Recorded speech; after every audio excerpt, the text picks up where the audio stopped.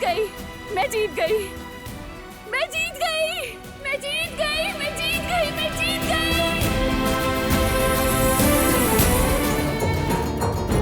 क्या चल रहा है ये सब कुछ? इनका तो तलाक का केस है, तो फिर ये फूल क्यों दिए जा रहे हैं? मुझे कंपनी से निकाले जाने का खतरा है। फिरात और उसकी वो फजूल मोहब्बत की वजह से मैं अपना सब कुछ खो दूंगी। क्या वाकई सब कुछ ठीक है ना? तुम्हारी परेशानी को अगर मैं हल कर सकता हूं तो प्लीज मुझे बताओ। तुम ठीक हो ना?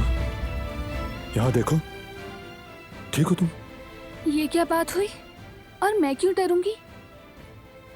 तो फिर वेट करो यहां, और अब ये मत पूछना कि क्यों वेट करूं। मैं बर्फ लेकर आ रहा हूं। हॉस्पिटल में एडमिट है वो। वाहिद एक वही है जो मेरा खानदान है। उन्हें बिल्कुल भी नहीं खो सकता मैं, और इस वक्त तो उनके पास होना चाहिए था मुझे।